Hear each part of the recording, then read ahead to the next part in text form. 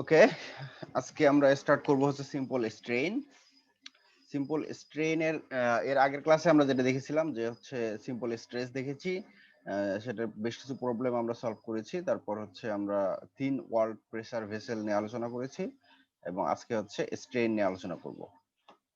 তো স্ট্রেইন সম্পর্কে তোমাদের ফার্স্ট ক্লাসে কিছু বেসিক আইডিয়া দেওয়া অলরেডি হয়ে গেছে। What is strain, what is stress, and some other factors like stress strain diagram থেকে আমরা কিভাবে একটা ম্যাটেরিয়ালস এর বিভিন্ন প্রপার্টি গুলো অবটেইন করতে পারি। ঠিক আছে, তো এই জিনিসগুলো সবই মোটামুটি বলা মানে একটা প্রাথমিক ধারণা তোমাদেরকে দেওয়া হয়ে গেছে অলরেডি। তো আজকে আমরা যেটা দেখবো যে সিম্পল স্ট্রেন রিলেটেড যে প্রবলেম গুলো আমরা ফেস করতে পারি কিংবা ইঞ্জিনিয়ারিং ডিজাইন কিংবা হচ্ছে কোনো একটা স্ট্রাকচারাল ডিজাইন করার ক্ষেত্রে আমরা এই স্ট্রেনের যে থিওরি আছে সেটাকে আমরা কিভাবে কাজে লাগাইতে পারি for the analysis of stress, strain and load bearing capacity of any structure. Strain আর তেমন কিছুই না। আমরা জানি যে according to the Hooke's law, stress is proportional to strain. That's a different case, but the strain is when a material is pulled and its dimension is actually changes when it experiences either pulling or pushing load or compressive or tension load. It creates deformation. It can be elongation or it can be deformation. Okay, then the amount of deformation, that means let me maximize it. Okay, the amount of deformation created, point here, the deformation created divided by the initial length of that element if the load acts axially. ঠিক আছে, we are talking about the axial load. Okay, uh, in the case of bending it will be different. Okay, this is the strain along the direction of the applied load. So the amount of change in the dimension of the structure along the load divided by the initial length of the structure is called the strain. Okay, according to the Hooke's law, we know that the stress is proportional to strain and E is the proportionality constant. So we can write sigma equals to E epsilon. Epsilon is for strain. Okay, so sigma is the stress we can write it differently, like a force divided by area.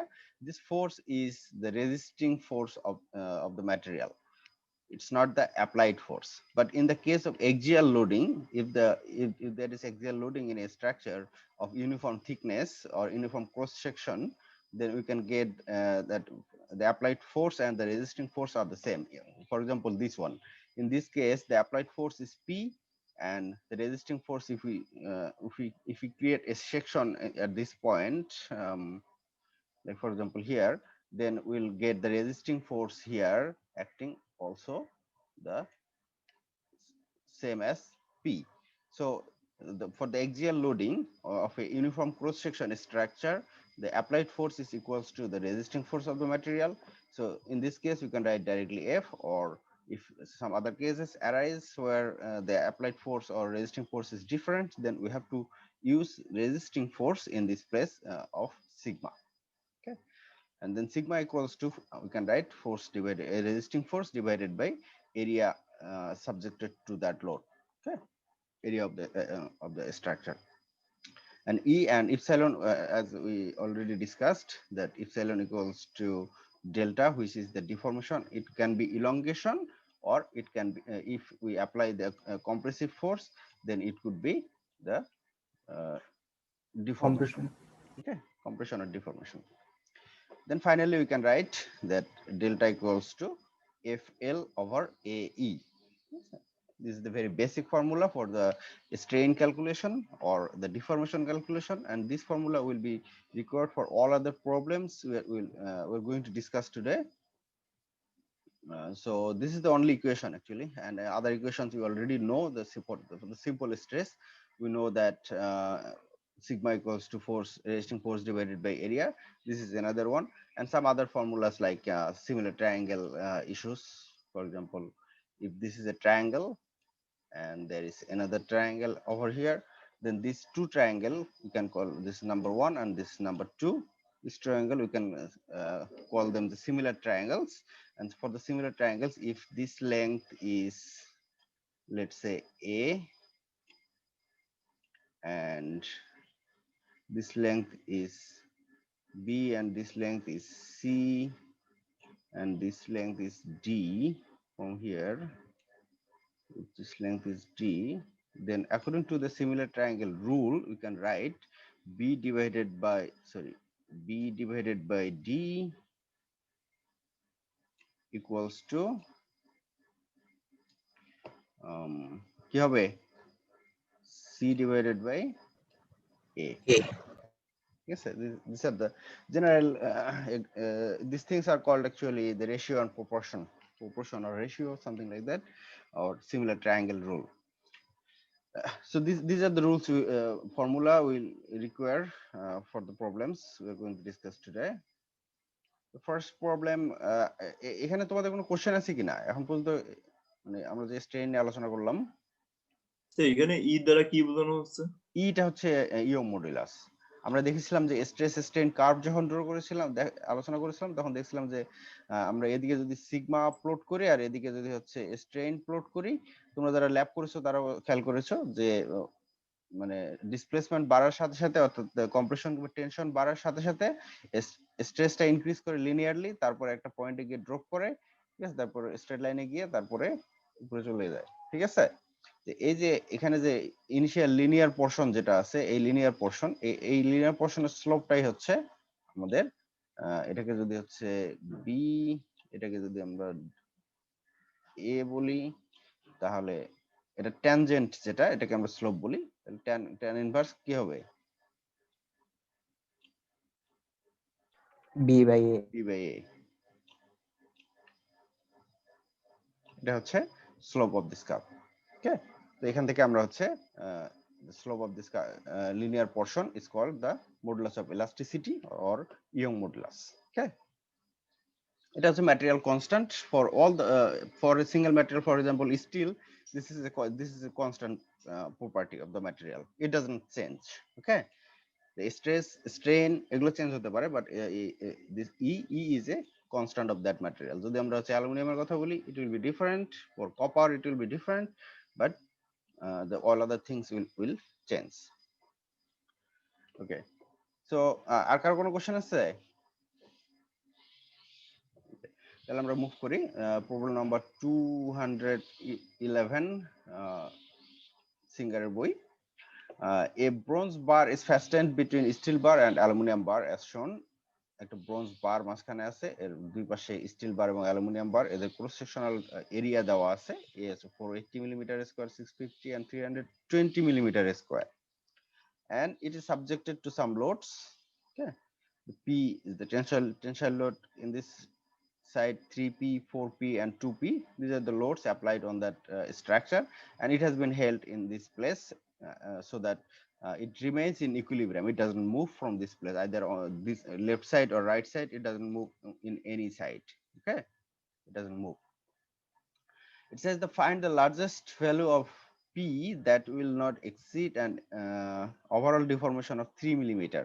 Okay, that means যে এটাকে just simply hold করে ধরে রাখা আছে এবং এই force গুলো apply করে দেওয়া আছে। ওকে, এখন বলা হচ্ছে যে পি এর ভ্যালুটা এমন হতে হবে যাতে it does not deformation, overall deformation of this structure does not exceed 3 millimeter. This is one of the criteria for solving this problem. And another criteria is the following stresses. That means 140 megapascal in the steel. The stress in the steel should not exceed 140 megapascal, and in the bronze 120 megapascal, and in the aluminum 80 megapascal. Assume that the assembly is suitably braced. That means assembly টাকে properly hold করে ধরে রাখা আছে to prevent buckling. That means if we apply pressure force in a long structure, compressive force in a long structure, you will notice that it has a tendency of bending. Okay, in the case of tension it doesn't happen, but in the case of compression it actually buckles. ঠিক আছে, এই যে buckling যেটা, সেটাকে prevent করার জন্য এটাকে properly brace করে রাখা আছে। লেটস সে আমরা কোনো একটা কলার এর বাংলা কি স্যার? বাঁকা হয়ে যাওয়া, মানে হচ্ছে বেন্ড হয়ে যাওয়া কোনো এক সাইডে। ঠিক আছে। তো এখানে হচ্ছে আর কিছু ইনফরমেশন দেওয়া আছে যে modulus of elasticity of steel which is constant, aluminum is 70 gigapascal and bronze is 83 gigapascal. ঠিক আছে। So we have to find the largest value of P since the loads are given in terms of P, 3P, 4P and 2P. So we have to find out the largest value of P with the criteria, two criteria. One criteria is, first criteria is the overall deformation should not exceed 3 millimeter, and the second criteria is the stress in the materials. In three different materials, stress should not exceed these values. Okay. So আমরা যদি free body diagram draw করি এই প্রবলেমটার জন্য, সেটা হচ্ছে যে আমরা first আমরা যদি কনসিডার করি যে স্টিলের এই জায়গায় যদি আমরা একটা সেকশন কনসিডার করি, তাহলে সেক্ষেত্রে আমাদের তো বলাই আছে যে this whole structure is suitably braced to prevent buckling, plus আমরা আমাদের যে কোনো স্ট্রাকচারে যখন লোডিং করা হয় দেন the load should be applied in such a way that it remains in equilibrium.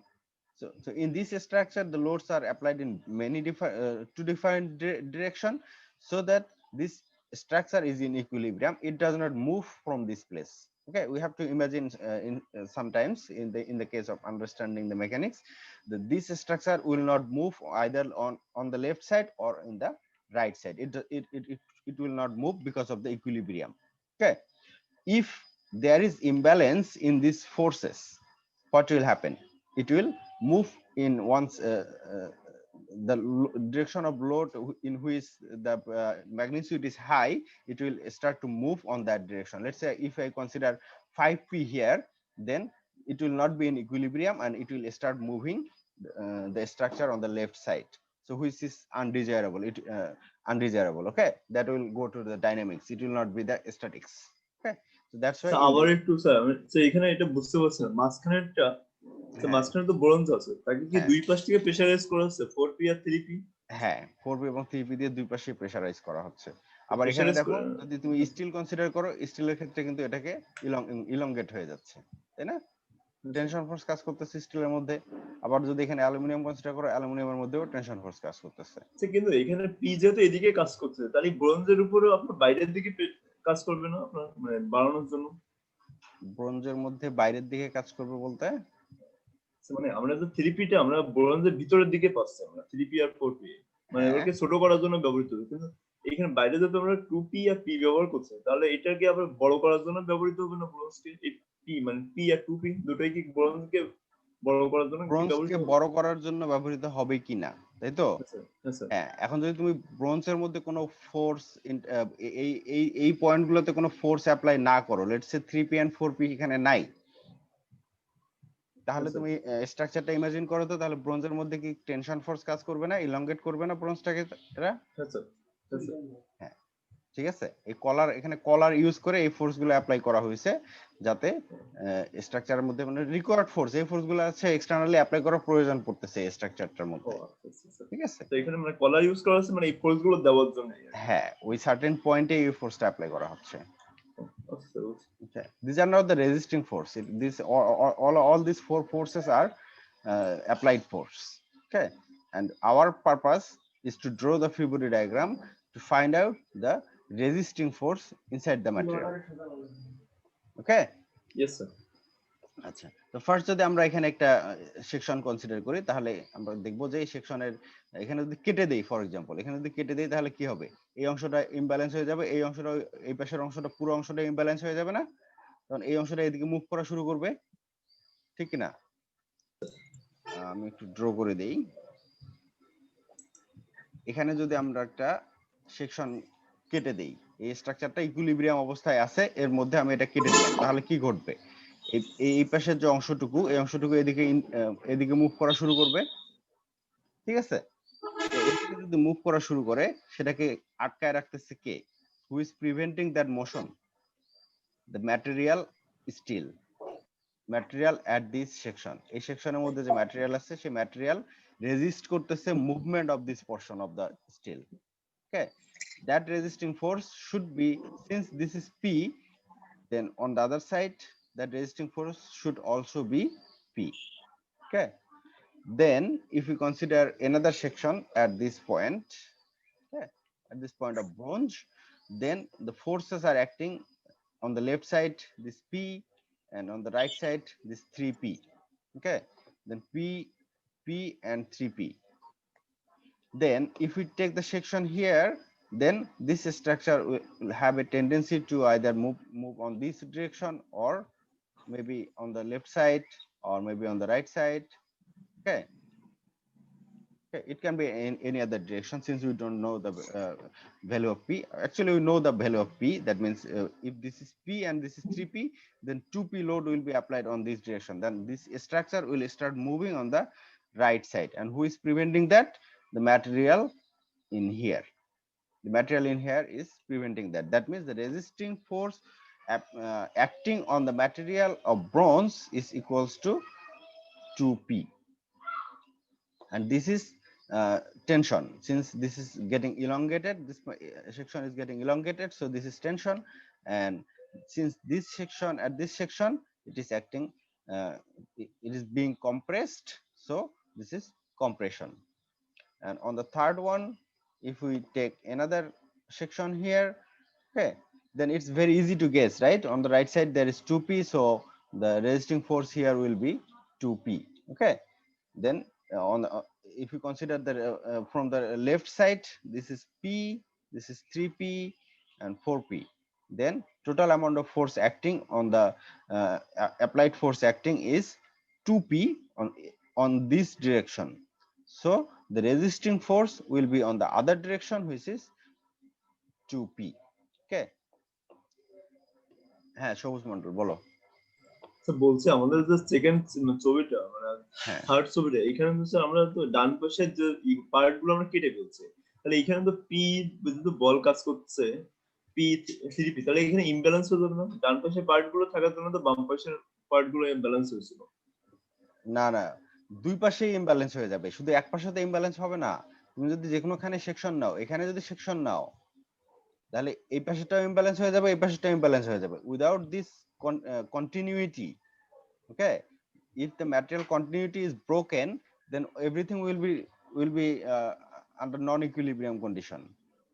Okay, then তাহলে এখানে পিএসটি কি, এটা কি মানে মানে এই বলটা কিভাবে পি এর সমান হচ্ছে? কোনটা?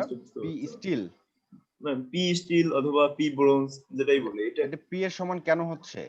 হ্যাঁ স্যার।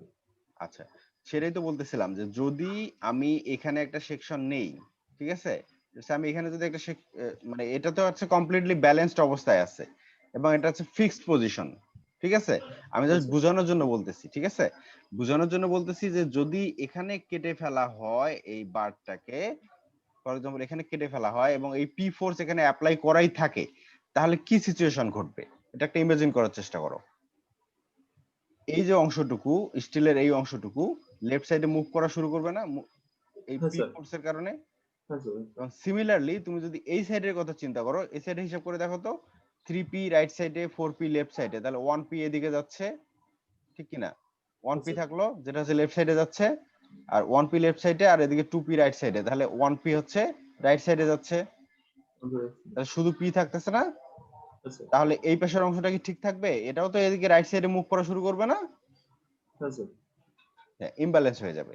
তাহলে এই ইমব্যালেন্স হওয়া থেকে রক্ষা করতেছে কে? যদি আমি না কাটি, যেহেতু এটা তো কাটা নাই, তাই না, তাহলে কে এই ইমব্যালেন্স হওয়াটাকে রেজিস্ট করতেছে? এখানকার যে ম্যাটেরিয়াল রেজিস্ট করতেছে না? যদি ম্যাটেরিয়াল রেজিস্ট করে, তার মানে ম্যাটেরিয়ালের মধ্যে রেজিস্টিং ফোর্স একটা কাজ করতেছে, সেটার পরিমাণ তাহলে কতটুকু হবে? যেহেতু এটাকে এদিকে পি ফোর্সে আমি টানতেছি, তাহলে ম্যাটেরিয়াল আটকায় টাইনা ধরে আছে তাকে কত ফোর্সে? Similar P ফোর্সে। বুঝতে পারছো এখন? হ্যাঁ স্যার বুঝতে পারছি।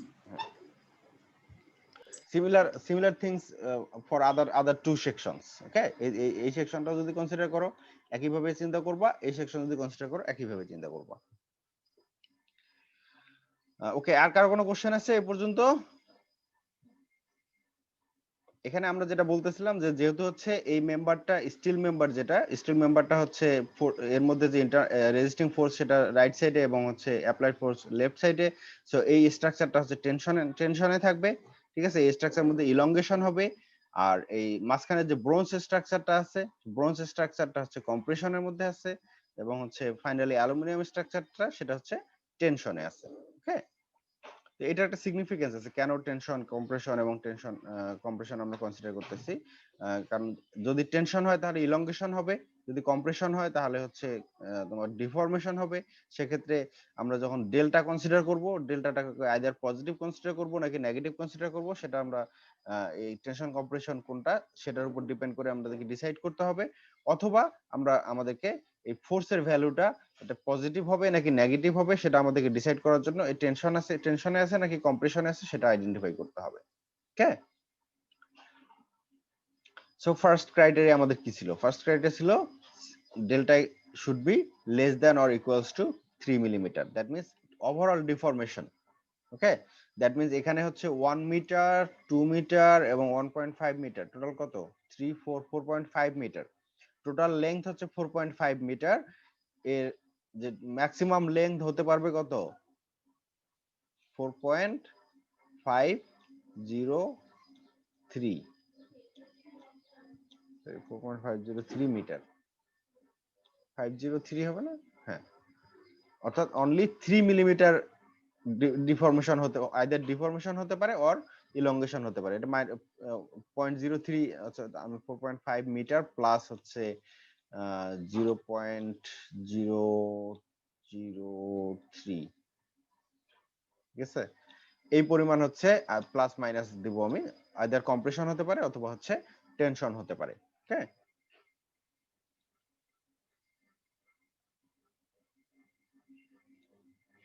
আচ্ছা, তো এক্ষেত্রে আমাদের যে ফার্স্ট ক্রাইটেরিয়া সেটা ছিল, এটা দিয়ে আমরা আগে সলভ করার চেষ্টা করি। তো ফার্স্ট ক্রাইটেরিয়া অনুযায়ী সেকেন্ড ক্রাইটেরিয়া যেটা ছিল সেটা হচ্ছে স্টিল, ব্রোঞ্জ এবং অ্যালুমিনিয়ামের মধ্যে stress should be less than or equals to following values.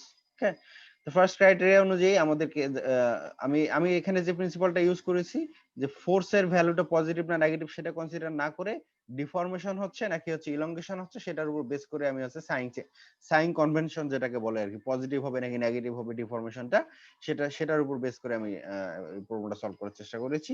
তো এখানে delta equals to sigma total deformation in this structure যদি আমরা কনসিডার করি তাহলে it should be summation of deformation of steel, deformation of bronze and deformation of aluminium. এই তিনটার মধ্যে either deformation হোক অথবা ইলংগেশন হোক, সেটা টোটাল সামটা হবে শুড বি ইকুয়ালস টু 3। 3 থেকে বেশি হওয়া যাবে না, যেটা হচ্ছে আমাদের ক্রাইটেরিয়া ছিল। তাহলে এখন হচ্ছে স্টিলের মধ্যে ডিফরমেশন কতটুকু আমরা কনসিডার করতেছি, ডেল্টা স্টিল, ঠিক আছে? ডেল্টা স্টিল আমরা দেখেছি যে স্টিল স্ট্রাকচারটা হচ্ছে টেনশনে আছে, that means it will elongate. যদি ইলংগেশন হয় তাহলে সেটাকে আমরা পজিটিভ কনসিডার করতেছি। আর যদি হচ্ছে ব্রোঞ্জের ক্ষেত্রে আমরা দেখেছি এটা হচ্ছে কম্প্রেশনে আছে, যদি কম্প্রেশন হয় তাহলে সেক্ষেত্রে আমরা সেটাকে নেগেটিভ কনসিডার করতেছি। আর যদি হচ্ছে অ্যালুমিনিয়ামের ক্ষেত্রে দেখতেছি যে এটা টেনশনে আছে, সো এটাকে আমরা পজিটিভ কনসিডার করতেছি। পজিটিভ কনসিডার করে আমরা যে ইকুয়েশন আছে আমাদের কাছে সেটা আমরা জানি যে delta equals to F L by A E. স্টিলের ক্ষেত্রে ইকুয়েশন আমরা বসাই দিলাম, তারপর ব্রোঞ্জের ক্ষেত্রে ইকুয়েশন বসাই দিলাম, অ্যালুমিনিয়ামের ক্ষেত্রে ইকুয়েশন বসাই দিলাম। ওকে, তো এখন আমরা যে জিনিসটা আমি বলতে চাচ্ছি যে যদি আমরা এখানে নেগেটিভটা কনসিডার না করে যদি এটাও আমি প্লাস দিয়ে দিতাম, তাহলে এখানে এসে আমাদেরকে ফোর্সের যে ভ্যালুটা আমরা এখানে পুট করব, ঠিক আছে, এই ফোর্সের ভ্যালুটার মধ্যে ব্রোঞ্জের সামনে আমাকে মাইনাস দিতে হতো। ঠিক আছে, আমি দুই ভাবেই করতে পারি। আগেই হচ্ছে ডিফরমেশনের মধ্যে পজিটিভ নেগেটিভটা কনসিডার করতে পারি, অথবা ডিফরমেশনের মধ্যে পজিটিভ নেগেটিভ কনসিডার না করে সবগুলো পজিটিভ করে দিয়ে আমি ফোর্সের মধ্যে এসে নেগেটিভ করে দিতে পারি। ঠিক আছে, আইদার ওয়ে তোমাকে কম্প্রেশন আছে নাকি টেনশন আছে সেটাকে কনসিডার করতে হবে। তো এক্ষেত্রে আমরা যেহেতু আগেই কনসিডার করেছি, সো আর ফোর্স নিয়ে আমাদেরকে অডিট হওয়ার দরকার নেই। ঠিক আছে, সো এখানে আর মাইনাস দেওয়ার দরকার নেই। সো এখান থেকে আমরা যদি ক্যালকুলেশন করি যে আমাদের আদার যে প্যারামিটার গুলো সেগুলো দেওয়া আছে, ঠিক আছে, এই প্রতিটা মেম্বারের লেন্থ দেওয়া আছে 2 মিটার, এটাকে মিলিমিটারে কনভার্ট করতে হবে, এরিয়া দেওয়া আছে 650, ঠিক আছে। তো প্রতিটা স্টিল, ব্রোঞ্জ এবং অ্যালুমিনিয়াম সবগুলোর ক্ষেত্রে এল এ ই এর ভ্যালু দেওয়া আছে, so only unknown here is P, then we can find P equals to 84.6 kilonewton. ওকে, এখানে কারো কোনো প্রবলেম আছে কিনা বোঝার ক্ষেত্রে? স্যার ব্রোঞ্জের 2p, এটা স্যার আরেকবার এক্সপ্লেইন করতেন। ব্রোঞ্জের 2p 2p মানে কি, মানে লোডটা 2p কেন আসতেছে? স্যার ইন্টারনেটের কানেকশন অফ হয়ে গেল তো স্যার, ওই জন্য স্যার এই পার্ট শুনতে আচ্ছা, পাইনি। ব্রোঞ্জের কানেকশন 2p আসার মেইন যে কারণ, এক সেকেন্ড, আমরা যদি এখানে একটা সেকশন কনসিডার করি, এই ফুল স্ট্রাকচারটা ইকুইলিব্রিয়ামে আছে, এখানে যদি আমরা এখানে কেটে দেই তাহলে সেক্ষেত্রে লেফট সাইডের টোটাল ফোর্স কতটুকু? p আর 3p, ঠিক আছে? বুঝতে পারছো? p আর 3p যদি হয় তাহলে হচ্ছে p তো হচ্ছে লেফট সাইডে আর 3p হচ্ছে রাইট সাইডে, তাহলে 2p পরিমাণ ফোর্স এইদিকে কাজ করতেছে না?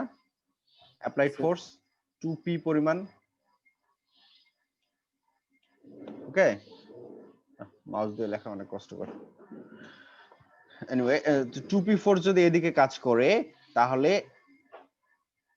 এই স্ট্রাকচারটা, ফুল যে স্ট্রাকচারটা আছে, ফুল স্ট্রাকচারটা এদিকে মুভ করবে না? লেফট সাইডে চলে মুভ করার কথা, সেটাকে রেজিস্ট করতেছে কে? এখানকার যে এখানে যে ম্যাটেরিয়াল আছে, এই লোকেশনে যে ম্যাটেরিয়াল আছে, সেই ম্যাটেরিয়াল সেটাকে রেজিস্ট করতেছে, এদিকে মুভ করতে পারছে না। তাহলে এখানে রেজিস্টিং ফোর্স কতটুকু হচ্ছে? 2p 2p, ঠিক আছে? 2p রেজিস্টিং ফোর্স কাজ করতেছে, সেটাই আমি এখানে দেখাচ্ছি। এবং এটা কি 2p ফোর্স রেজিস্টিং ফোর্স কাজ করতেছে, সেটা ডিরেকশন কোনটা? অ্যাপ্লাইড ফোর্সের ডিরেকশন এবং রেজিস্টিং ফোর্সের ডিরেকশন অপোজিট, ঠিক আছে? তাহলে হচ্ছে এটা কি কম্প্রেশন হচ্ছে নাকি টেনশনে যাচ্ছে? কম্প্রেশন হচ্ছে। কম্প্রেশন হচ্ছে, তার মানে ব্রোঞ্জের মধ্যে কম্প্রেশন হচ্ছে। তুমি যেখানেই সেকশনটা নাও না কেন, মাঝামাঝি নাও কিংবা এখানে নাও, যেখানেই নাও, সব জায়গাতেই একই পরিমাণ ফোর্স কাজ করবে, ঠিক আছে? এবং সেটা কম্প্রেশন। ওকে, হ্যাঁ অর্পণ। স্যার বলতেছি স্যার, এখানে স্যার আমরা কম্প্রেশনটাকে পজিটিভ ধরে আর বাকিগুলো এই ইয়াটাকে স্যার না না নেগেটিভ না, ধরতে পারি? টেনশনটাকে পজিটিভ ধরতেছি আর কম্প্রেশনকে নেগেটিভ। এটা হচ্ছে জেনারেল সলিড মেকানিক্সের জেনারেল মানে মানে কনভেনশন আর কি, মানে একটা অলিখিত রুল যে হচ্ছে টেনশনকে পজিটিভ ধরা হয়, ঠিক আছে? মানে টেনশনের ফলে স্যার বৃদ্ধি পায়, এই জন্য স্যার এটা পজিটিভ ধরতে, স্যার ওইটা হ্রাস পায় এই না জন্য না, স্যার নেগেটিভ। এরকম এরকম কোনো লজিক না। অনেক সময় টেনশনের কারণে বৃদ্ধি পায়, এটা ঠিক আছে, ঠিক আছে। আবার হচ্ছে অনেক সময় there are many other factors in the solid mechanics, ঠিক আছে? টেনশনের কারণে ক্ষতিগ্রস্তও বেশি হয়, বুঝতে পারছো? মানে ফেইলারটা ইনিশিয়েট করে, যার কারণে এটাকে আবার নেগেটিভ ধরা যায়। যেহেতু টেনশনের কারণে ফেইল হচ্ছে, আমি চাইলে টেনশনকে নেগেটিভ ধরতে পারি না। জি স্যার। এটা জাস্ট জেনারেল কনভেনশন যে হচ্ছে টেনশনটাকে পজিটিভ কনসিডার করে আর হচ্ছে কম্প্রেশনটাকে নেগেটিভ। তুমি যদি আদার ওয়ে কনসিডার করো তাহলে সেক্ষেত্রে করতে পারো, কিন্তু সেক্ষেত্রে কেমন অড দেখাবে না জিনিসটা, ঠিক আছে? বুঝতে পারছো অর্পণ? জি স্যার, বুঝতে পারছি। আচ্ছা, এখানে তাহলে আমরা ফোর্স পেলাম কত? 84.6 কিলো নিউটন। সিমিলার ওয়েতে আমাদের সেকেন্ড ক্রাইটেরিয়া যেটা ছিল সেটা হচ্ছে যে স্টিল, ব্রোঞ্জ এবং অ্যালুমিনিয়ামের মধ্যে stress should not exceed this values. তাহলে সেক্ষেত্রে আমরা হচ্ছে স্টিল, ব্রোঞ্জ এবং অ্যালুমিনিয়ামের মধ্যে টোটাল ফোর্স কি পরিমাণ কাজ করতেছে, এক্সিয়াল ফোর্স, সেটা আমরা জানি P2P অর and 2P। এটা হচ্ছে মাঝখানে, এটা হচ্ছে কম্প্রেশন, ঠিক আছে? তো কম্প্রেশন হোক টেনশন হোক সেটা এখানে খুব একটা ফ্যাক্ট না, কারণ হচ্ছে কি পরিমাণ ফোর্স কাজ করতেছে দ্যাট ইজ ইম্পর্টেন্ট।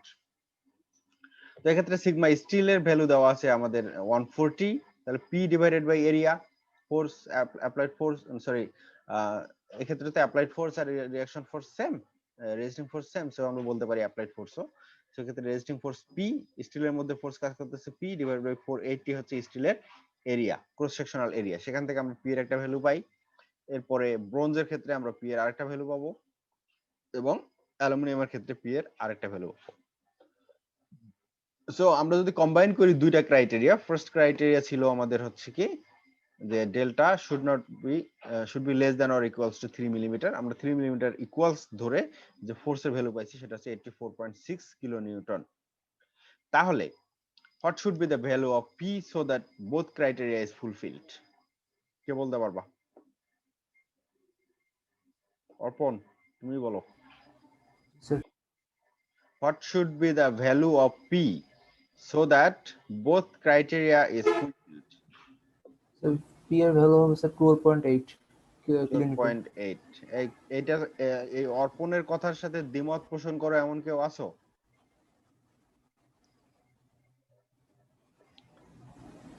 কি থাকলে হাত তোলো, ক্লিয়ার হতে হবে, লজ্জা পাওয়ার কিছু নাই।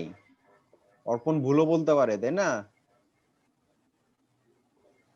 নাই? কেন আমরা এটা কনসিডার করতেছি অর্পণ 12.8? স্যার আমরা যদি 12.8 এর বেশি কনসিডার করি, যদি আমি 39 কিলোনিউটন কনসিডার করি, তাহলে স্যার অ্যালুমিনিয়ামের যে ইয়েটা স্ট্রেসের ভ্যালুটা এক্সিড স্ট্রেসের ভ্যালুটা এক্সিড করবে। 80 মেগাপাস্কেলের উপরে চলে যাবে। এই বাকি সবাই বুঝতে পারছো? আমি যদি স্ট্রেসের ভ্যালু ক্যালকুলেট করি 39 কিলোনিউটন ফোর্স দিয়ে 2 into 39 divided by 320, it will exceed কত 80 মেগাপাস্কেল। 80 মেগাপাস্কেল এক্সিড করবে, ঠিক আছে? এই কারণেই হচ্ছে আমাদের এটা আমরা ইউজ করতে পারি না। ওকে, তাহলে আমাদের রেজাল্ট হচ্ছে 12.8 kilonewton.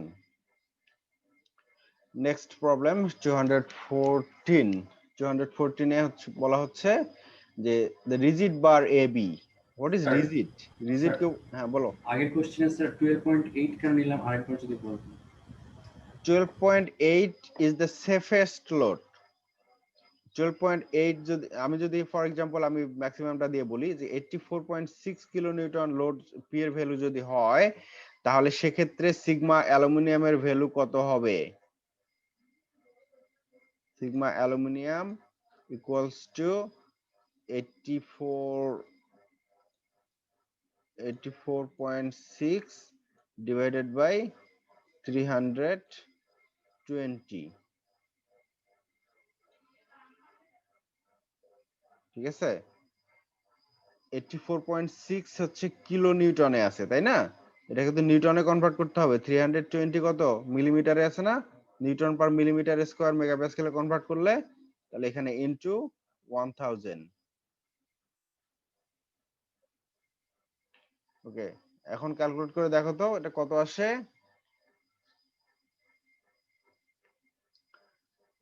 it will exceed the 80 megapascal value.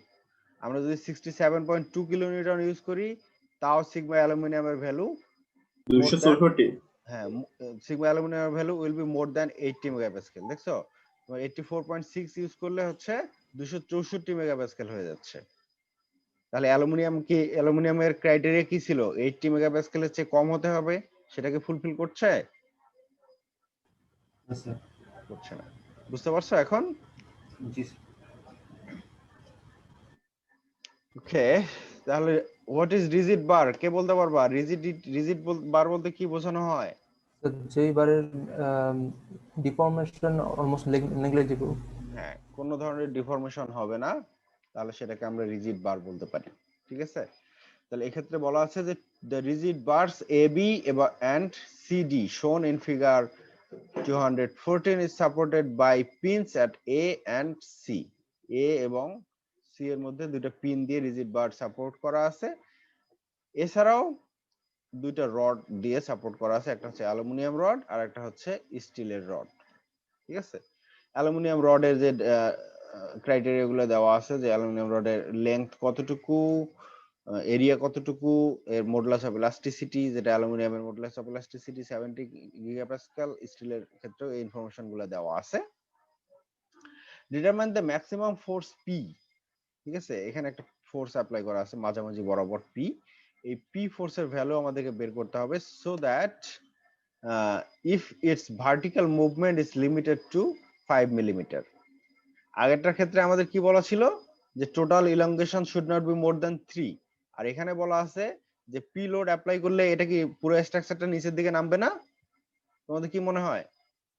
G sir. পুরো স্ট্রাকচারটা অ্যালুমিনিয়ামের মধ্যে ইলংগেশন হবে, স্টিলের মধ্যে ইলংগেশন হবে, যার কারণে এই পি পয়েন্টটা নিচে নেমে যাবে। তো এই পি পয়েন্টের নিচে নামাটা should not exceed 5 millimetre. This is the only criteria in this problem. Okay, neglect the weights of all members. এই মেম্বারগুলো যে ওয়েট আছে সেই ওয়েটটাকে ইগনোর করতে বলছে আমাদেরকে। যদি নাও বলে থাকে দেয় তাও আমরা ইগনোর করব unless the weight is specified. So এই প্রবলেমটার মেকানিক্স বোঝার জন্য ফার্স্ট আমাদের ফ্রি বডি ডায়াগ্রাম ড্র করতে হবে। তো ফ্রি বডি ডায়াগ্রামের ক্ষেত্রে এ বি বার যেটা, সেটার ক্ষেত্রে যদি আমরা ফ্রি বডি ডায়াগ্রাম ড্র করি তাহলে নিচের থেকে আগে আসি, তাই না? এই পি ফোর্স লোড অ্যাপ্লাই করার কারণে স্টিলের মধ্যে একটা স্ট্রেস ফোর্স কাজ করবে না, রেজিস্টিং ফোর্স? জি স্যার। এখানে একটা রেজিস্টিং ফোর্স কাজ করবে। তো এখানে যদি আমরা রেজিস্টিং ফোর্স কাজ করে তাহলে এই বি পয়েন্টটাকে নিচের দিকে টানার চেষ্টা করবে না, এই পি ফোর্সের কারণে স্টিলের মধ্যে যে ফোর্স থাকবে সেটা হচ্ছে নিচের দিকে টানার চেষ্টা করবে। আর তাহলে অ্যালুমিনিয়াম ওয়্যারটাকেও নিচের দিকে টানার চেষ্টা করবে। তাহলে অ্যালুমিনিয়ামের মধ্যে রেজিস্টিং ফোর্স কতটুকু হবে, পি অ্যালুমিনিয়াম, আর স্টিলের মধ্যে রেজিস্টিং ফোর্স হচ্ছে P steel. Steel P steel ফোর্সে এই বি পয়েন্টটাকে নিচের দিকে টানা শুরু করবে, টানবে, এবং পি অ্যালুমিনিয়াম ওয়্যারটার মধ্যে যে ফোর্স কাজ করবে সেটা হচ্ছে পি অ্যালুমিনিয়াম।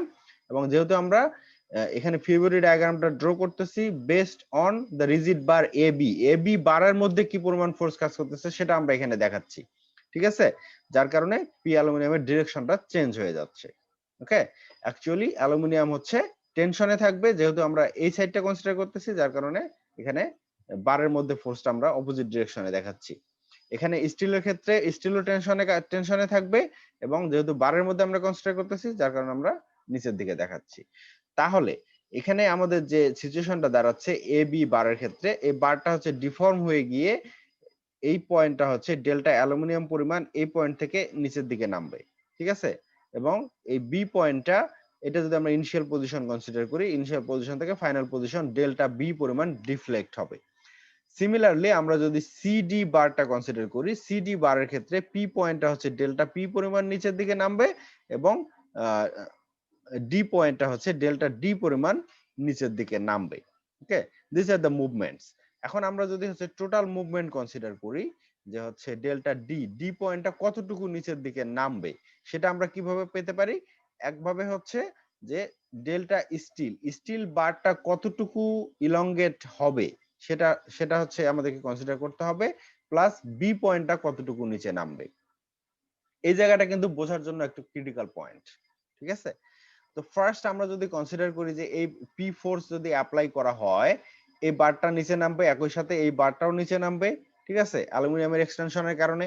তাহলে আমাদেরকে আসলে পার্ট বাই পার্ট কনসিডার করতে হবে, ঠিক আছে? যদি আমরা পার্ট বাই পার্ট কনসিডার করি, তাহলে সেক্ষেত্রে আমাদেরকে ফার্স্ট কনসিডার করতে হবে ফার্স্ট ওয়ান, অর্থাৎ প্রথমে এই পি লোডের কারণে স্টিলের মধ্যে যে লোড অ্যাপ্লাই হচ্ছে, স্টিল ওয়্যার দিয়ে যে বি পয়েন্টটাকে নিচের দিকে টানা হচ্ছে, সেটা আগে কনসিডার করতে হবে।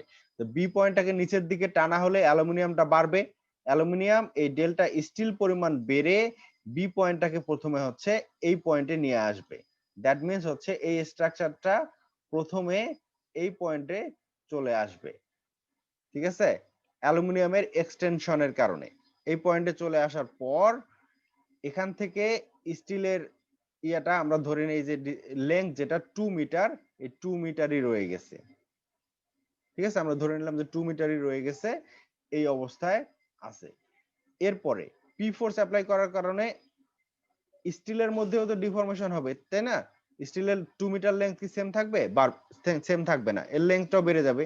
অ্যালুমিনিয়ামের লেন্থ বাড়ার কারণে এই পরিমাণ বাড়ার কারণে বি পয়েন্টটা নিচে নেমে আসলো। তাহলে স্টিলের লেন্থ যেটুকু বাড়বে সেটুকু বাড়ার কারণে ডি পয়েন্টটা নিচে চলে আসবে না? ডি পয়েন্টটা নিচে চলে আসবে। তাহলে এই অংশটুকু হচ্ছে স্টিলের মধ্যে যে ইলংগেশন, ডেল্টা স্টিলের মধ্যে যে ইলংগেশন হবে সেটা হচ্ছে এই অংশটুকু। আর এখান থেকে এই অংশটুকু যে নিচে নামলো, এই অংশটুকু কোনটা সমান হবে? তাহলে বি পয়েন্টটা যতটুকু নিচে নামছে সেটা সমান হবে, ঠিক কি না? এই জিনিসটা কি বুঝতে পারছো? একবার রিপিট করলে ভালো হয়। আরেকবার জি, রিপিট স্যার। করতে হবে? হ্যাঁ, আচ্ছা, আরেকবার রিপিট করতেছি। সেটা হচ্ছে যে যখন এখানে পি লোড অ্যাপ্লাই করা হচ্ছে এই পয়েন্টটাতে, এই লোডের কারণে আমরা যদি নিচের দিক দিয়েও আসি সেক্ষেত্রেও সম্ভব, ঠিক আছে? যদি আমরা নিচের দিক থেকে এবার একটু নিচের দিক থেকে এসে দেখি কেমন দেখায়, ঠিক আছে? পি ফোর যখন অ্যাপ্লাই করা হয়, তাহলে ডি পয়েন্টটা নিচের দিকে নামবে কিনা, এই বারটা লেটস সে এই পজিশনে চলে আসবে, due to what? Let's say এই বারটার কোনো মুভমেন্ট হচ্ছে না, এটা এই পজিশনে স্থির আছে, ঠিক আছে? উপরে স্ট্রাকচার এই পজিশনে স্থির আছে। স্টিলের ইলংগেশনের কারণে এই ডি পয়েন্টটা এই নিচের পয়েন্টে চলে আসবে, স্টিলের ইলংগেশন হচ্ছে এই পরিমাণ, স্টিলের ইলংগেশন আমরা কনসিডার করতে পারি ডেল্টা স্টিল। ঠিক আছে, স্টিলের মধ্যে ইলংগেশন হচ্ছে এই অংশটুকু। ওকে, আরো দিয়ে দেখাই, ডেল্টা স্টিল এতটুকু। তাহলে এই পয়েন্টটা যদি এতটুকু নিচে নামে, ঠিক আছে, তাহলে আমরা ডেল্টা স্টিল এটা কনসিডার করলাম। এখন আমরা আসি যে এখানে বি পয়েন্টে এই পি ফোর্স অ্যাপ্লাই করার কারণে স্টিলের মধ্যে যে টেনশন ফোর্স কাজ করতেছে, সেই ফোর্সটা তো বি পয়েন্টে কাজ করতেছে পি স্টিল হিসাবে। ঠিক আছে, এই পি স্টিল লোড অ্যাপ্লাই করার কারণে অ্যালুমিনিয়ামের মধ্যে ইলংগেশন হবে। ঠিক আছে, তাহলে অ্যালুমিনিয়ামের মধ্যে যদি ইলংগেশন হয়, লেটস সে আমি এখান থেকে এই পরিমাণ অ্যালুমিনিয়ামের মধ্যে ইলংগেশন হলো, তাহলে এ বি যে বারের পজিশন চলে আসলো কোথায়, এখানে না? এখানে যদি চলে আসে তাহলে বি পয়েন্টের যে মুভমেন্ট, এটাকে আমরা বলতেছি ডেল্টা বি ডিউ টু অ্যালুমিনিয়ামের ইলংগেশন। অ্যালুমিনিয়ামের ইলংগেশনের কারণে ডেল্টা বি পরিমাণ মুভমেন্ট হলো। তাহলে এই যে স্টিল স্ট্রাকচার, অ্যালুমিনিয়াম স্টিল তো এখানে কতটুকু ডিফর্ম হয়ে গেল, স্টিলের পজিশন চেঞ্জ হয়ে গেল না, ডেল্টা বি পরিমাণ। তাহলে এইদিকে এই ডি এর যে পজিশন, সেটাও এই সেম ডেল্টা বি পরিমাণ নিচের দিকে নেমে আসবে। ঠিক আছে, তাহলে এই অংশটুকু হবে আমার ডেল্টা বি। তাহলে টোটাল ডি এর যে মুভমেন্ট, সেটা হবে delta D equals to delta steel plus delta B. That means হচ্ছে প্রথমে আমাদেরকে কনসিডার করতে হবে, আমরা যেটাই যে দিক থেকে কনসিডার করি না কেন, অ্যালুমিনিয়ামের ডিফরমেশনের কারণে বি পয়েন্টের মুভমেন্ট হবে। বি পয়েন্টের মুভমেন্ট হয়ে গেলে ডি পয়েন্টটাও ওই একই পরিমাণ মুভমেন্ট হবে নিচের দিকে, ডেল্টা বি পরিমাণ। ঠিক আছে, তারপরে কি হবে, যে পি লোড অ্যাপ্লাই করার কারণে স্টিলের মধ্যে যে ডিফরমেশন, সেটা এখানে ডি এর মধ্যে অ্যাড হয়ে যাবে। তাহলে total delta D should be equals to delta steel plus delta B, অর্থাৎ বি পয়েন্ট যতটুকু মুভ করতেছে সেটা। এখন কি ক্লিয়ার হয়েছে জিনিসটা? জি স্যার। তাহলে তাই যদি হয়, তাহলে সেক্ষেত্রে আমরা আমাদের প্রবলেমে চলে যাই। যে ফার্স্ট আমাদের যেটা বের করতে হবে সেটা হচ্ছে যে কি, পি অ্যালুমিনিয়াম এবং পি স্টিলের মধ্যে রিলেশনটা কিরকম, ডেল্টা অ্যালুমিনিয়াম ডেল্টা বি এর মধ্যে রিলেশনগুলো কিরকম। ঠিক আছে, অর্থাৎ অ্যাকচুয়ালি আমাদের ডেল্টা অ্যালুমিনিয়াম ডেল্টা বি এই ভ্যালুগুলো বের করতে হবে। ওকে, তার জন্য আমাদের যে ফ্রি বডি ডায়াগ্রামটা আছে এ বি এর, সেখানে যদি আমরা এ পয়েন্টের সাপেক্ষে মোমেন্ট নেই, তাহলে সেক্ষেত্রে আমরা লিখতে পারি পি অ্যালুমিনিয়াম, যদি অ্যান্টিক্লকওয়াইজ পজিটিভ হয় তাহলে পি অ্যালুমিনিয়াম মাল্টিপ্লাইড বাই 3। ঠিক আছে, P aluminium multiplied by 3 minus, এটা হচ্ছে ক্লকওয়াইজ, পি স্টিলের কারণে রোটেশনটা হচ্ছে ক্লকওয়াইজ হবে। ঠিক আছে, ক্লকওয়াইজ রোটেশন হবে, তাহলে সেক্ষেত্রে আমরা পি স্টিল মাল্টিপ্লাইড বাই 6, সেটাকে minus P steel multiplied by 6 করে করে ইকুয়ালস টু 0 করে, তারপর সেটাকে আমরা equals to 3 P aluminium equals to 6 P steel হিসেবে লিখতে পারি। ওকে, এরপরে তাহলে পি অ্যালুমিনিয়াম এবং পি স্টিলের মধ্যে রিলেশন হচ্ছে P aluminium equals to 2 P steel. Okay, এখন আসতেছি যে ডেল্টা অ্যালুমিনিয়াম এবং ডেল্টা বি এর মধ্যে রিলেশনটা কি। Delta aluminium, since this is a similar triangle, okay, তাহলে আমরা লিখতে পারি ডেল্টা অ্যালুমিনিয়াম ডিভাইডেড বাই, এখান থেকে এই পর্যন্ত যে লেংথ আছে 3 metre, delta aluminium divided by 3। ঠিক আছে, তারপরে আমরা পাচ্ছি যে ডেল্টা বি, বি পয়েন্ট কতটুকু মুভ করছে সেটা হচ্ছে ডেল্টা বি ডিভাইডেড বাই, আমরা হচ্ছে এখান থেকে এই লেংথটা কনসিডার করতে পারি according to the similar triangle rule. তাহলে এখান থেকে আমরা পাচ্ছি যে delta B equals to 2 delta aluminium and 2 multiplied by delta অ্যালুমিনিয়ামের ক্ষেত্রে আমরা পিএল বাই এই, অর্থাৎ ফোর্স লেংথ এরিয়া এবং হচ্ছে মডুলাস অফ ইলাস্টিসিটি অ্যালুমিনিয়ামের, আমরা যে ভ্যালুগুলো জানি, শুধুমাত্র আমরা জানি না যে পি অ্যালুমিনিয়ামের ভ্যালুটা আমরা জানি না। ঠিক আছে, আর আদার এখানে আছে ডেল্টা বি এর ভ্যালুটা আমরা জানি না। ওকে, তাহলে সেক্ষেত্রে আমরা হচ্ছে আদার ভ্যালুগুলো দিয়ে এখানে একটা রিলেশন পেতে পারি, সেটা হচ্ছে delta B equals to something like that, and also we know that P aluminum equals to 2P steel. ঠিক আছে, P aluminum is 2P steel, এটা যদি আমরা এখানে P aluminum কে রিপ্লেস করি with 2P steel, তাহলে সেক্ষেত্রে B পয়েন্টের যে ডিফরমেশন সেটার সাথে আমরা P steel, B পয়েন্টের যে লোড অ্যাপ্লাই করা হচ্ছে অ্যাপ্লাইড লোড P steel, সেটার মধ্যে একটা সম্পর্ক রিলেশন পেয়ে যাব। ঠিক আছে, তো এই রিলেশনটাকে আমরা পরবর্তীতে ইউজ করতে পারি সেকেন্ড স্টেজে গিয়ে। তো সেকেন্ড স্টেজে গিয়ে আমাদেরকে রিলেশন বের করতে হবে ডেল্টা পি এবং হচ্ছে ডেল্টা ডি এর মধ্যে যে রিলেশন সেটা বের করতে হবে। ফার্স্ট আমাদেরকে হচ্ছে, আমরা যদি মোমেন্ট অ্যাবাউট পয়েন্ট ডি, কেন delta D, movement of D, ঠিক আছে, মুভমেন্ট অফ ডি পয়েন্টটা কতটুকু মুভ করতেছে সেটা যদি আমরা কনসিডার করি, সেটা ক্ষেত্রে আমরা আগেই দেখেছি যে delta D equals to delta steel plus delta B. Okay,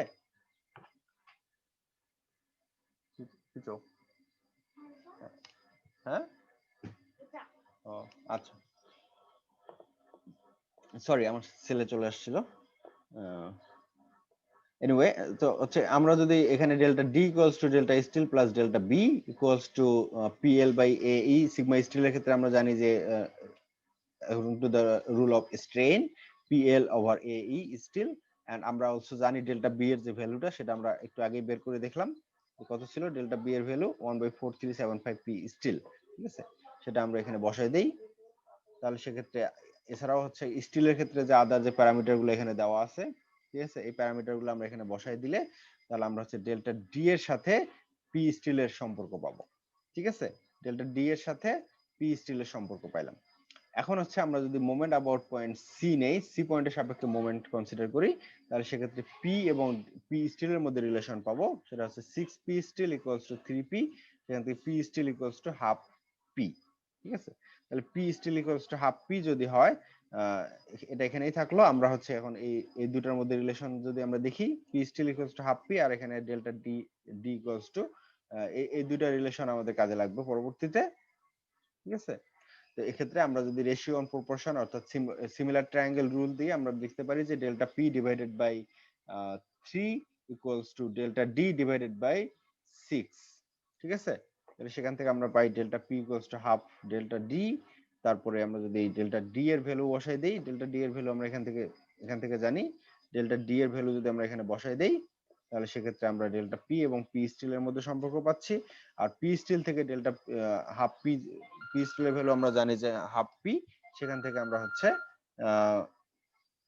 half P ভ্যালুটা যদি বসাই দেই তাহলে সেক্ষেত্রে অনলি আননোন থাকতেছে পি, এন্ড আমরা জানি যে ডেল্টা পি এর ক্ষেত্রে আমাদের যে ক্রাইটেরিয়া দেওয়া ছিল delta P should not exceed 5 millimetre, তাহলে ডেল্টা পি ভ্যালু পি যদি আমরা বসে দেই তাহলে সেক্ষেত্রে 76.4 কিলো নিউটন পাওয়া যায়। তোমরা এটাকে আরো সিম্পলেস্ট ওয়েতে করতে পারবা, ঠিক আছে, তোমরা যদি বিভিন্ন ভাবে এটা না দেখে সলভ করার চেষ্টা করো তাহলে দেখবা যে তোমরা এটাকে আরো এখানে যেভাবে কমপ্লেক্স করে দেওয়া আছে এর চেয়ে অনেক সিম্পল ওয়েতে করতে পারবা। ওকে, কারো কোনো কোশ্চেন আছে? না স্যার। স্যার পি এর রেশিওটা বুঝলাম, বাট ডেল্টা রেশিওটা কিভাবে নিলেন এটা বুঝলাম না। ডেল্টা রেশিওটা মানে কোনটা?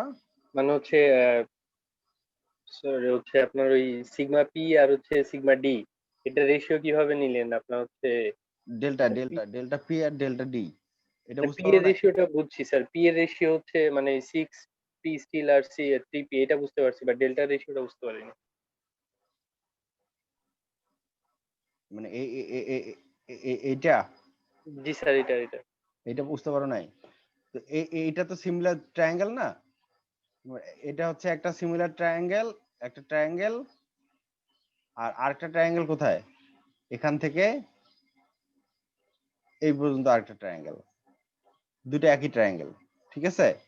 তাহলে দুটো একই ট্রায়াঙ্গেল হলে এটার ক্ষেত্রে যে এটা তো বেসিক্যালি হচ্ছে একটা অ্যাঙ্গেল, তাই না, ট্যানজেন্ট না, ডেল্টা পি, মনে করো যে আমি যদি এখানে ভালো করে ড্র করে দিই, আচ্ছা হচ্ছে ইএস করে দিলে বুঝতে পারবা, আচ্ছা। তো এখানে যদি আমরা দেখি যে এখান থেকে একটা ট্রায়াঙ্গেল কোনটা, এটা হচ্ছে 3 মিলিমিটার লেংথ, এই 3 মিলিমিটার লেংথ যদি এখানে থাকে সেটা তো বুঝতে পারছো তাই না, ডেল্টা পি ডিভাইড বাই 3। আর এই ডেল্টা ডি এর ক্ষেত্রে ট্রায়াঙ্গেলটা কোনটা, ট্রায়াঙ্গেলটা হচ্ছে এই ফুল ট্রায়াঙ্গেলটা ডি পর্যন্ত। জি স্যার। হ্যাঁ, সি থেকে ডি পর্যন্ত এই ট্রায়াঙ্গেলটা। তাই যদি হয় তাহলে এই ক্ষেত্রে আমরা কিভাবে লিখতে পারি, delta D divide by total লেংথটা লিখতে হবে না টোটাল আমাকে, লেন্থ 6। জি স্যার এখান বুঝছি। থেকে এই পর্যন্ত টোটাল লেংথটা। ওকে, আর কারো কোনো কোশ্চেন আছে?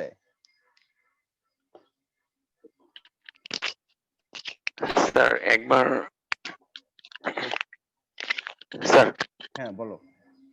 একবার স্যার মোমেন্ট অফ ডি নিলাম আর একবার হচ্ছে স্যার মোমেন্ট অফ সি নিলাম, মানে মোমেন্ট অফ ডি আর মোমেন্ট অফ সি মানে বুঝছি না ব্যাপারটা, মানে কেন নিতে পারবো দুইটা? এটা হচ্ছে মুভমেন্ট অফ ডি।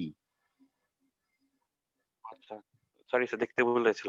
না না, মুভমেন্ট অফ ডি না, এটা আমিও ভুল করেছিলাম বন্ধু দেখতে। আর মোমেন্ট অফ এ নিয়েছিলাম এর আগেরটার ক্ষেত্রে আমরা, তাই না? জি স্যার বুঝছি, দেখতে বলেছি। আচ্ছা, ওকে। আর কেউ? তো হচ্ছে নেক্সট ক্লাসে আমরা হচ্ছে স্ট্যাটিক্যালি ইনডিটারমিনেন্ট মেম্বার দেখব। আমি চাইছিলাম আজকে একটু আলোচনা করতে এটা নিয়ে। 10 মিনিটস আছে, আমার মনে হয় আলোচনা করা যায়, তাই না?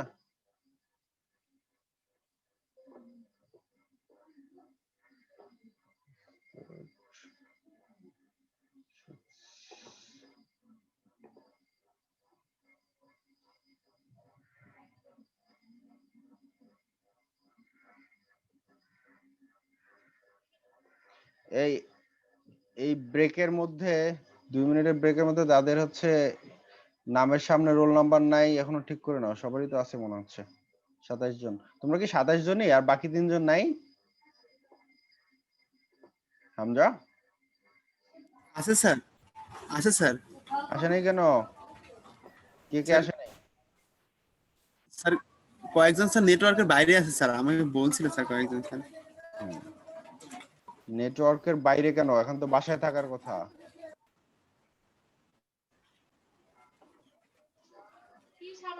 তোমাদের কোনো কারণে স্যার আছে স্যার বলছিল। কমিউনিকেশন নাই তো, মানে এখন তো কন্টিনিউ করতে পারবা অনলাইন ক্লাস, না হলে কিন্তু অনেক পিছিয়ে যাচ্ছ তোমরা, 1 বছর পিছিয়ে যাচ্ছ। যতদূর আগায় নেওয়া যায় ট্রাই করো। জি স্যার, আমরা সর্বোচ্চ চেষ্টা করবো স্যার ক্লাস করার জন্য স্যার। হ্যাঁ সেটাই।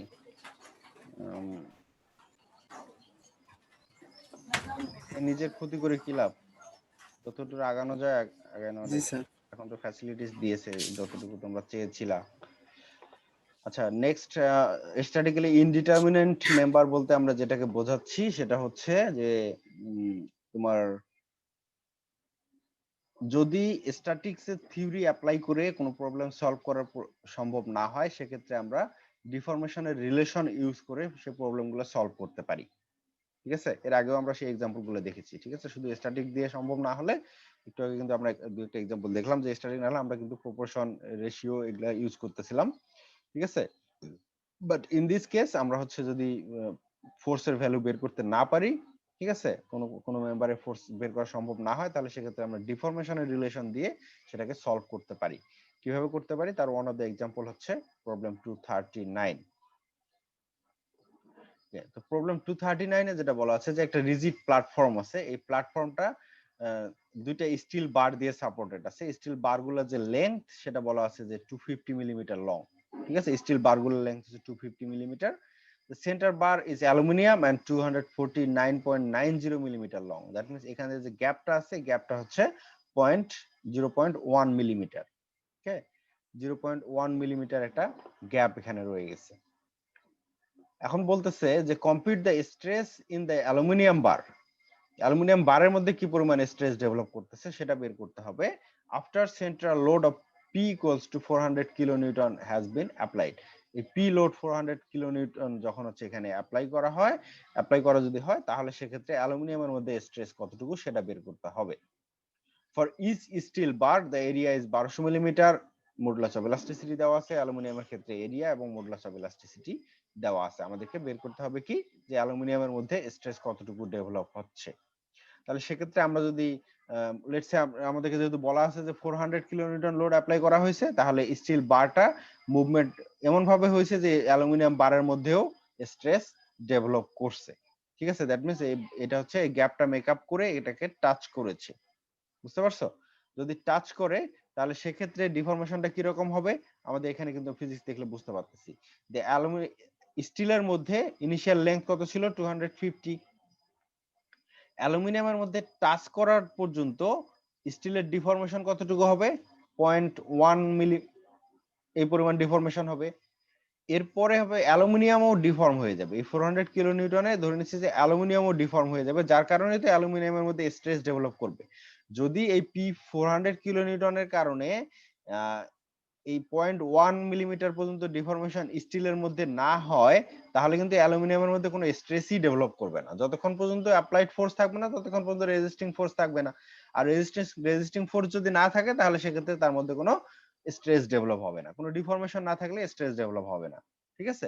তাহলে সেক্ষেত্রে আমাদের এজন্য ধরে নিচ্ছি যেহেতু অ্যালুমিনিয়ামের মধ্যে স্ট্রেস বের করতে বলছে, আমরা ধরে নিচ্ছি পরে সেটা ভেরিফাই করতে পারবো যে আসলেই 400 কিলোনিউটনে এতটুকু ডিফর্মেশন হবে কিনা। ঠিক আছে? তো সেক্ষেত্রে আমাদের হচ্ছে অ্যালুমিনিয়ামের ডিফর্মেশন হবে কতটুকু, এখান থেকে আমরা দেখাচ্ছি যে অ্যালুমিনিয়ামের ডিফর্মেশন এতটুকু, আর স্টিলের ডিফর্মেশন হচ্ছে অ্যালুমিনিয়ামের ডিফর্মেশন প্লাস ইনিশিয়ালি যে গ্যাপ ছিল সেই গ্যাপটা পর্যন্ত। ঠিক আছে? এই দুইটা ডিফর্মেশনের সমষ্টি হচ্ছে স্টিলের মধ্যে টোটাল ডিফর্মেশন। তো আমরা যদি ফ্রি বডি ডায়াগ্রাম ড্র করি তাহলে ফ্রি বডি ডায়াগ্রামে দেখতে পাবো যে হচ্ছে পি স্টিল উপরের দিকে রেজিস্ট করতেছে, এই আমাদের যে প্ল্যাটফর্মটা দেওয়া আছে প্ল্যাটফর্মটাকে পি অ্যালুমিনিয়াম এবং পি স্টিল তিনটা বাড়ি হচ্ছে 400 কিলোনিউটনকে রেজিস্ট করতেছে। বাট এখন কথা হচ্ছে যে এখানে কি আমরা রুল অফ যে আমাদের স্ট্যাটিক্স আছে সেখান থেকে কি এই ভ্যালুগুলো বের করা সম্ভব? তিনটা আননোন ভ্যালু স্টিল এবং অ্যালুমিনিয়ামের ভ্যালু, যেহেতু only vertical force horizontal direction বরাবর যে আমাদের তিনটা ইকুইলিব্রিয়াম ইকুয়েশন আছে, summation of forces in the horizontal direction, summation of forces in the vertical direction and moment about a point, আমরা এই তিনটা ইকুয়েশন ইউজ করতে পারি। বাট এই ক্ষেত্রে আমরা কি তিনটা ইকুয়েশন ইউজ করতে পারি? আমরা শুধু দুইটা ইকুয়েশন ইউজ করতে পারি। মোমেন্ট অ্যাবাউট এ পয়েন্ট আমরা কনসিডার করতে পারি, ঠিক আছে? আরেকটা আমরা কনসিডার করতে পারি কি যে summation of forces in the vertical direction, সেটা কনসিডার করতে পারি। তো আমরা যদি হচ্ছে এটা টোটাল ডিফর্মেশন কনসিডার করতে যাই, যেহেতু এখানে ইনিশিয়াল একটা গ্যাপ ছিল, তাহলে আমরা হচ্ছে স্টিলের যে টোটাল ডিফর্মেশন, সেই টোটাল ডিফর্মেশন হচ্ছে delta steel equals to delta aluminium. একটু আগে বললাম যে ডেল্টা অ্যালুমিনিয়ামের ডিফর্মেশন যতটুকু হবে সেটা প্লাস হচ্ছে অ্যালুমিনিয়ামের যে গ্যাপটা রয়েছে সেটা হচ্ছে 0.1, সেটা দেওয়ার পর আমরা যদি PL by AE, P by A যেটা সেটাকে আমরা সিগমা হিসেবে এখানে দেখানোর চেষ্টা করতেছি। ওকে, তো সিগমা হিসেবে যদি দেখাই sigma L by E steel এবং sigma L by E aluminium plus 0.10। তো এটা সলভ করে আমরা হচ্ছে সিগমা স্টিল এবং সিগমা অ্যালুমিনিয়ামের মধ্যে একটা রিলেশন পাবো। এরপরে যদি আমরা হচ্ছে ভার্টিক্যাল ডিরেকশন বরাবর ফোর্স গুলোকে সামেশন করি তাহলে আমরা দেখতেছি যে 2 স্টিল প্লাস হচ্ছে পি অ্যালুমিনিয়াম ইকুয়ালস টু 400,000, যেটা হচ্ছে 400 কিলোনিউটন লোড অ্যাপ্লাই করা হচ্ছে সেটা সমান। ঠিক আছে? এখানে যদি আমরা হচ্ছে পি স্টিলের পরিবর্তে sigma steel by into multiplied by area, যেটা আমরা জানি যে sigma equals to P by A, তাহলে P equals to sigma multiplied by area. ঠিক আছে? এখান থেকে সিগমা স্টিল এবং এরিয়া স্টিল আমরা যদি পুট করি, যেহেতু আমাদের এখানে রিলেশনটা আছে সিগমা স্টিলের মধ্যে নিচে, আমরা যদি পি এর মধ্যে রিলেশনটা তৈরি করতাম তাহলে সেক্ষেত্রে আমরা এখানেও সেটা ইউজ করতে পারতাম। যেহেতু আমরা হচ্ছে সিগমা দিয়ে করতেছি তাহলে সিগমা দিয়ে করি। ঠিক আছে? তাহলে সিগমা স্টিল এরিয়া স্টিল, যেহেতু এরিয়ার ভ্যালুও দেওয়া আছে আমার এখানে, তাহলে এরিয়ার ভ্যালুটা আমরা বসাই দিতে পারি। ঠিক আছে? তারপরে আমরা হচ্ছে আরেকটা জিনিস জানি যে সিগমা স্টিলের যে রিলেশনটা আমরা এখানে পাইছি এই রিলেশনটা আমরা এখানে পুট করতে পারি।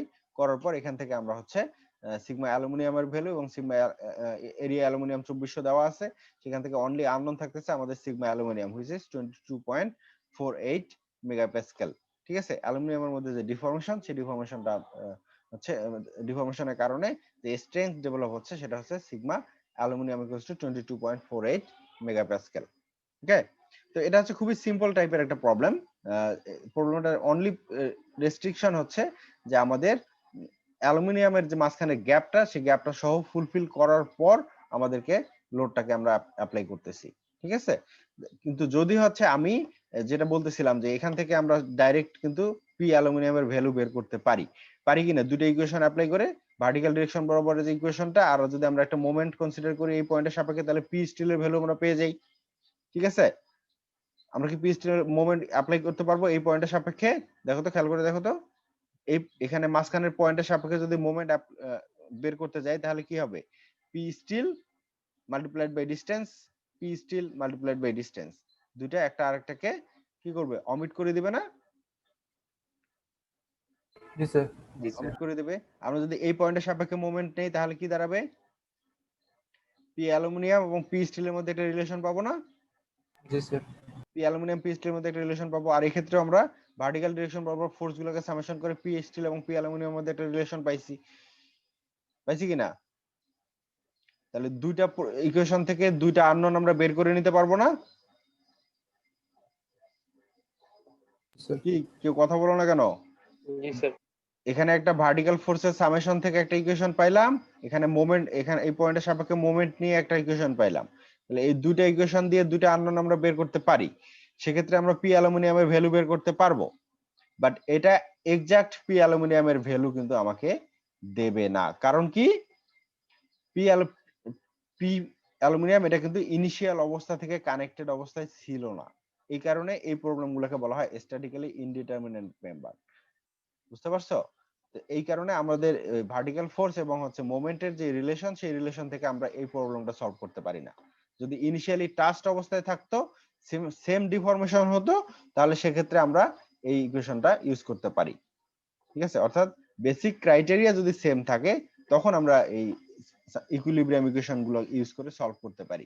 বাট যেহেতু এখানে স্টিলের ডিফরমেশন ইজ গ্রেটার দ্যান অ্যালুমিনিয়ামের ডিফরমেশন, তাহলে কি বেসিক ক্রাইটেরিয়া ঠিক থাকতেছে না, যার কারণে হচ্ছে আমরা এই ধরনের মেম্বার গুলোকে বলি স্ট্যাটিক্যালি ইনডিটারমিনেন্ট মেম্বার, এবং এই ক্ষেত্রে শুধুমাত্র স্ট্যাটিক্স এর ইকুয়েশন দিয়ে আমরা এটাকে সলভ করতে পারি না,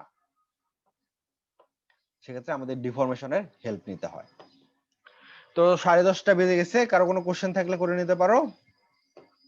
তোমাদের তো আবার ক্লাস আছে মনে হয় 11:45-এ। জি স্যার, আবার ক্লাস আছে স্যার। ঠিক আছে, মোবাইলে চার্জ দিয়ে নাও ভালো করে পরের ক্লাসের জন্য। আর নেক্সট ক্লাসে আমরা হচ্ছে এটার আর কিছু প্রবলেম আছে সেটা সলভ করার চেষ্টা করব এবং থার্মাল স্ট্রেস দেখার চেষ্টা করব। ওকে, আজকে তাহলে এই পর্যন্তই। ভালো থাকো সবাই। আসসালামু আলাইকুম। ওয়ালাইকুম আসসালাম।